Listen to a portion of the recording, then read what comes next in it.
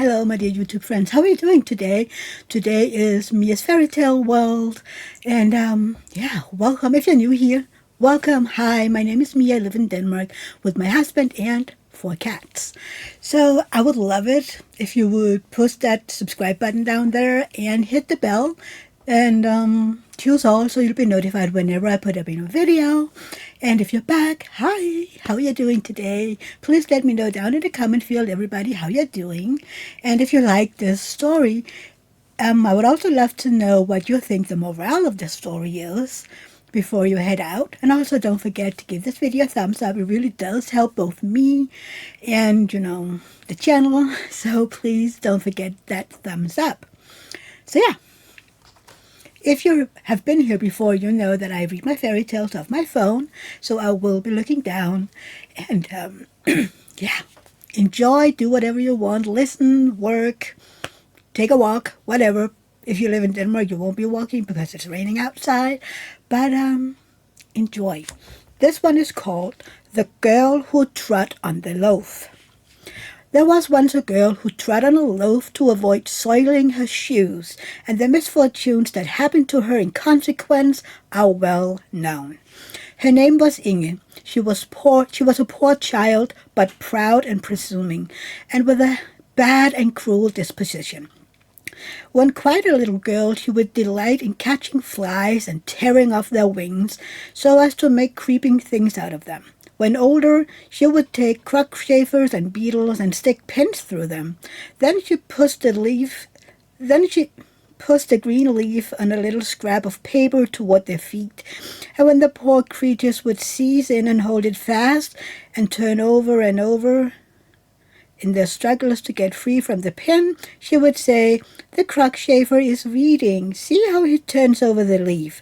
She grew worse instead of better with the years, and unfortunately she was pretty, which caused her to be excused when she should have been sharply reproved.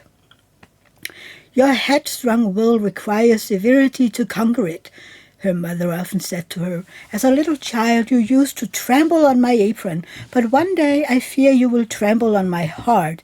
And, alas, this fear was realized. Inge was taken to the house of some rich people who lived at a distance, and who treated her as their own child, and dressed her so fine that her pride and arrogance increased. When she had been there about a year, her patroness had said to her, "You ought to go for once and see your parents, Inge." So Inge started to go and visit her parents, but she only wanted to show herself in her native place, that the people might see how fine she was. She reached the entrance of the village and saw the young laboring men and maidens standing together chatting, and her own mother amongst them. Inge's mother was sitting on a stone to rest, with a faggot of sticks lying before her, which she had picked up in the wood. Then Inge turned back. She who was so finely dressed she felt ashamed of her mother, a poorly clad woman who picked up wood in the forest. She did not turn back out of pity for her mother's poverty, but from pride. Another half-year went by, and her mistress said, "You ought to go home again and visit your parents, Inge, and I will give you a large wheaten loaf to take to them. They will be glad to see you, I'm sure." So Inge put on her best clothes and her new shoes, drew her dress up around her, and set out, stepping very carefully, that she might be clean and neat about her feet, and there was nothing wrong in doing so.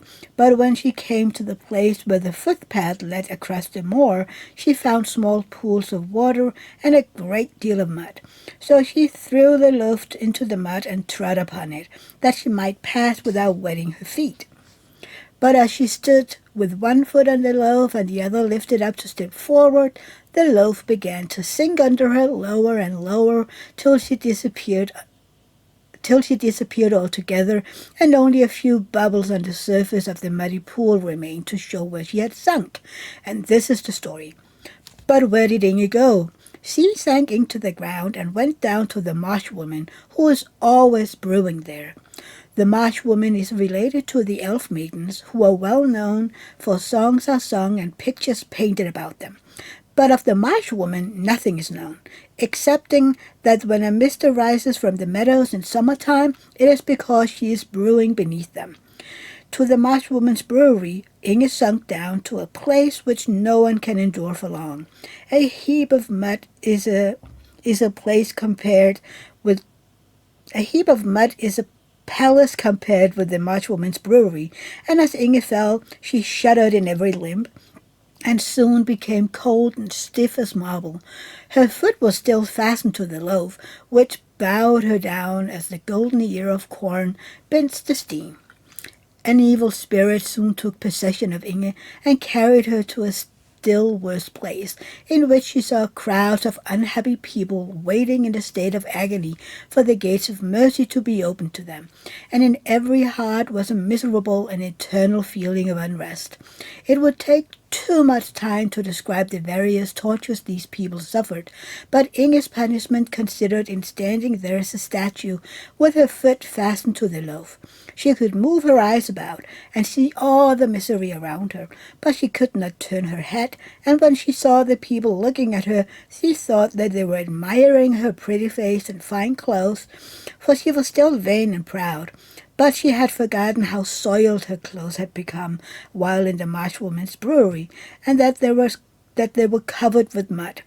A snake had also fastened itself in her hair and hung down her back, while from each fold in her dress a great toad peeped out and croaked like an asthmatic poodle.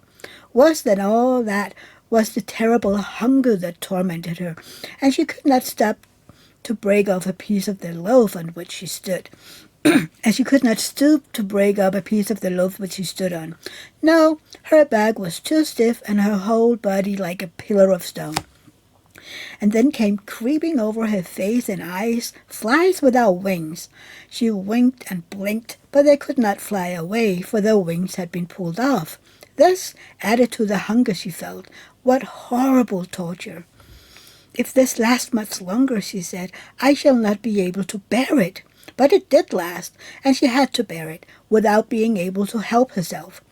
A tear, followed by many scalding tears, fell upon her head and rolled over her face and neck down to the loaf on which she stood. Who could be weeping for Inge? She had a mother in the world still, and the tears of sorrow which a mother sheds for her child will always find their way to the child's heart. But they often increased the torment instead of being a relief, and Inge could hear all that was said about her in the world she had left, and everyone seemed cruel to her. The sin she had committed in threading on the loaf was known on earth, for she had been seen by the cowherd from the hill when she was crossing the marsh and had disappeared. When her mother wept and exclaimed, "Ah, Inge, what grief thou hast caused thy mother," she would say, "Oh, that I had never been born.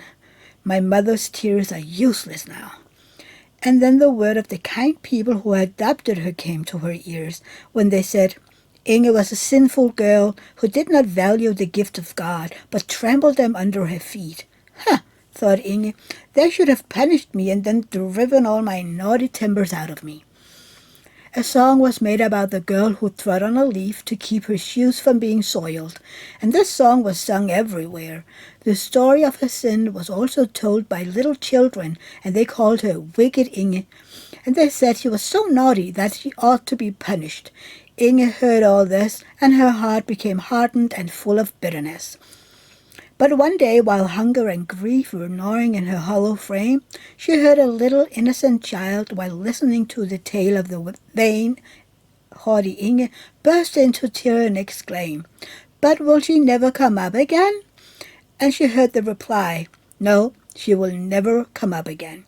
But if she were to say that she was sorry and ask pardon and promise never to do so again, asked the little one. "Yes, then she might come, but she will not beg pardon," was the answer.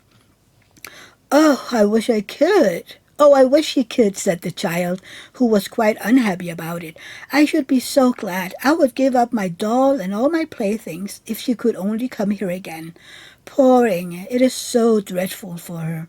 These pitying words penetrated to Inge's inmost heart and seemed to do her good.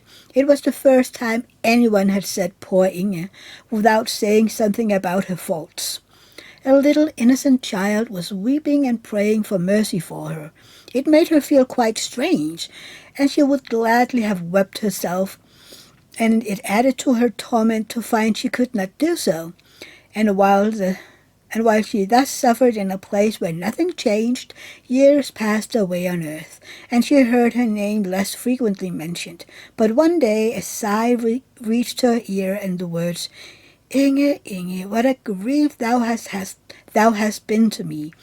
I said it would be so. It was the last sigh of her dying mother. After this, Inge heard her kind mistress say, "Oh, poor Inge, shall I ever see thee again? Perhaps I may, for we know not what may happen in the future." But Inge knew right well that her mistress would never come to this dreadful place. Time passed, a long bitter time. Then Inge heard her name pronounced once more, and saw what seemed two bright stars shining above her. There were two gentle eyes closing on earth.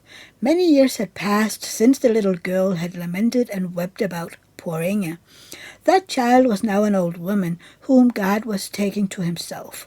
In the last hour of existence, the event of a whole life often appeared before us, and this hour the old woman remembered how, when a child, she had shed tears over the story of Inge, and she prayed for her now. As the eyes of the old woman closed to earth, the eyes of the small opened upon the hidden things of eternity, and then she, in those last thoughts Inge had been so vividly present, saw how deeply the poor girl had sunk. She burst into tears at the sight, and in heaven she had done when a little child on earth. She wept and prayed for poor Inge. Her tears and her prayers echoed through the dark void that surrounded the tormented, captive soul, and the unexpected mercy was obtained for it through an angel's tears. And as in thought, Inge seemed to act over again every sin she had committed on earth. She trembled, and tears she had never yet been able to weep rushed to her eyes.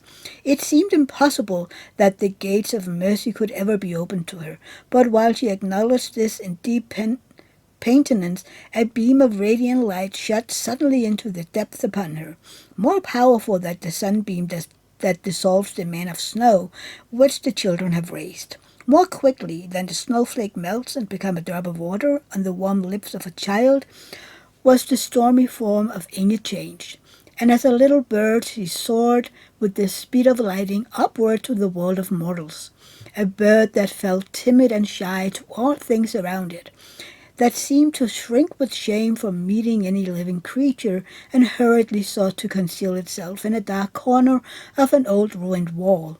There it sat, cowering and unable to utter a sound, for it was voiceless. Yet how quickly that little bird discovered the beauty of everything around it. The sweet, fresh air, the soft radiance of the moon as its light spread over the earth, the fragrance which exhaled from bush and tree, made it feel happy as it sat there close in its fresh bright plumage. All creation seemed to speak of beneficence and love. The bird wanted to give utterance to thought that stirred in his breast, as the cuckoo and the nightingale in the spring. But it could not. Yet in heaven can be heard the song of praise, even from a worm, and she noted trembling in the breast of the bird was as audible in heaven even as the psalms of David before they had fashioned themselves into words and song. Christmas time drew near, and a peasant who dwelt close by the old walls stuck up a pole with some ears of corn fastened to the top, that the birds of heaven might have a feast and rejoice in the happy blessed time. And on Christmas morning the sun arose and shone upon the ears of corn, which were quickly surrounded by a number of twittering birds. Then from a hole in the wall gushed forth in song the swelling thoughts of the birds, as he issued from his hiding place to perform his first good deed on earth. And in heaven it was well known who that bird was. The winter was very hot, the ponds were covered with ice, and there was very little food for either the beasts of the field or the birds of the air. The little bird flew away into the public roads and found here and there in the ruts of the sledges a grain of corn, and at the halting places some crumbs. Of these he ate only a few, but he called around him the other birds and the hungry sparrows, that they too might have food. He flew into the towns and looked above, and wherever a kind hand had strewed bread on the window-sill for the birds, he only ate a single crumb himself and gave all the rest to the rest of the other birds. In the course of the winter, the bird had in this way collected many crumbs and given them to other birds, till they equaled the weight of the loaf in which Inge had trust to keep her shoes clean. And when the last breadcrumb had been found and given, the grey wings of the bird became white and spread themselves out for flight. "See, yonder is a seagull," cried the children, when they saw the white bird, as it dived into the sea and rose again into the clear sunlight, white and glittering. But no one could tell whither it went then, although some declared it flew straight to the sun. The end. So yeah, that is the story. I remember it in Danish when I was a child, so it's quite interesting to read it in English, and remembering, the words in Danish. I mean, I like this story. As a child, I found it a little scary because of that poor Inge and her sufferings. But I would love to know what you think about this story, and what do you think the morale of the story is. I know my thoughts of the morale is that, treat others as you wish to be treated yourself in some way. Be good to others. Others are not as fortunate as you. You still need to treat them nice. But yeah. What do you think? I mean, there are so many things that could be the morale here. I mean, don't stay on your high horse. So many. But let me know what you think. And I will see you in my next video or in my live tomorrow, Sunday. So, yeah, hope to see you there. And again, don't forget, thumbs up. It really helps the channel and all the algorithms. So, yeah, see you next time. Bye, everybody. Love you.